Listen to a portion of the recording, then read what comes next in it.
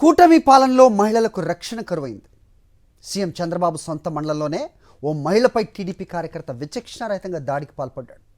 తిరుపతి జిల్లా కొటాల గ్రామంలో భూ వివాదంలో విశ్వేశ్వరి అనే మహిళపై టీడీపీ కార్యకర్త నాగరాజు నాయుడు దాడి చేశాడు.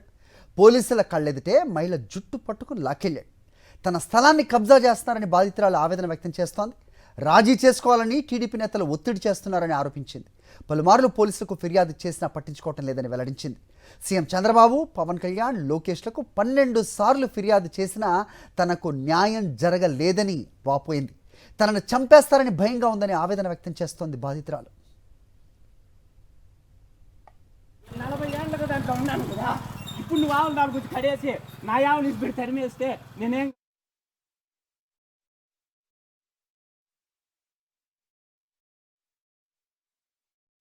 2024 సంవత్సరము నుండి ఈ రోజు వరకు కూడా అప్పట్లో మురళీనాయుడు ఎంపీటీసీ భర్త అయినటువంటి మురళీనాయుడు అది వాళ్ళ దీంతో స్టార్ట్ అయిన గొడవలు ఈ రోజుకి తెలుగుదేశం నాయకులు అందరూ కలిసి మూకుమూడిగా నా మీద దాడులు చేస్తూనే ఉన్నారు. నేను కోర్టుకు వెళ్ళి ఇంజక్షన్ ఆర్డర్ తెచ్చుకున్నా, పోలీస్ ప్రొటెక్షన్ తెచ్చుకున్నా, నాకు నా బిడ్డలకి ఎటువంటి న్యాయం జరగడం లేదు. నన్ను నా బిడ్డలను విచక్షణారహితంగా కొడుతూ దాడులు చేస్తున్న వారికి అధికారులు విధులు నిర్వహించకుండా గ్రామ కమిటీ అధ్యక్షుడు రాజేంద్ర, మరుపూరి హేమశేఖరు, వంశీ వీరందరూ కలుసుకొని ఎస్పీ మా అన్న డిఎస్పీ దగ్గర సెటిల్మెంట్ చేసుకోండి అని నన్ను బెదిరిస్తూ లేనిపోని ఇబ్బందులకు గురి చేస్తూ నా మీద ఏదైనా ప్రశ్నిస్తే నా మీదకి రావడం, దాడులు చేయడము తరచూ ఇదే రిపీటెడ్గా చేస్తూ ఉన్నారు.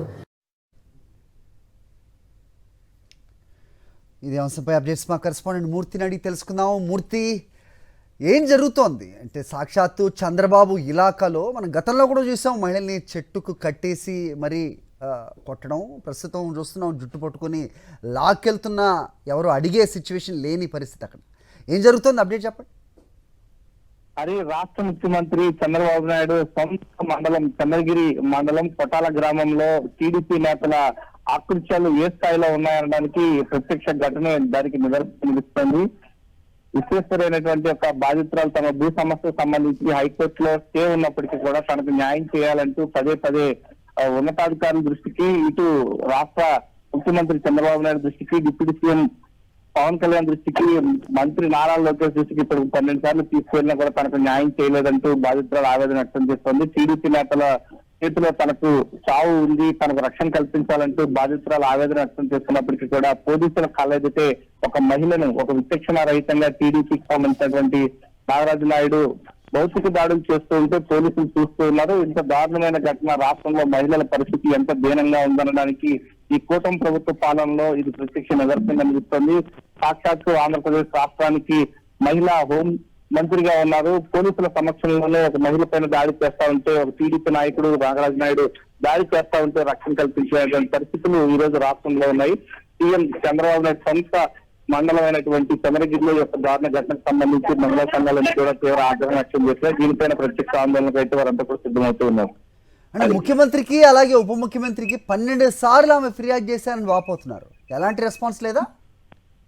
ఖచ్చితంగా ఇప్పటికీ ఈ ఘటనకు సంబంధించి హైకోర్టులో స్టే ఆర్డర్ ఉంది. మరోవైపు 12 సార్లు రాష్ట్ర ముఖ్యమంత్రి చంద్రబాబు నాయుడు దృష్టికి, డిప్యూటీ సీఎం పవన్ కళ్యాణ్ దృష్టికి, మంత్రి లోకేష్ దృష్టికి 12 సార్లు తీసుకువెళ్ళినా కూడా తన భూ సమస్య విషయంలో న్యాయం చేయలేదంటూ ఆవేదన వ్యక్తం చేస్తోంది. తనకు సంబంధించినటువంటి గ్రామ కమిటీ టీడీపీ నేతలు వచ్చిన మేరకు రాజీ కుదుర్చుకోవాలి, లేని పక్షంలో ఇబ్బందులు పడతామంటూ హెచ్చరికలు జారీ చేస్తున్నారంటే ఆమె బాధితులు ఆవేదన వ్యక్తం చేస్తోంది. పోలీసుల సమక్షంలోనే తమకు బెదిరింపులు వస్తూ ఉన్నాయి, రాజీ కుదుర్చుకోకపోతే టీడీపీ నేతల సంచలనంలోనే తనపైన చంపేస్తారని భయం వెంటాడుతుందంటూ బాధితురాలు ఆవేదన వ్యక్తం చేస్తుంది.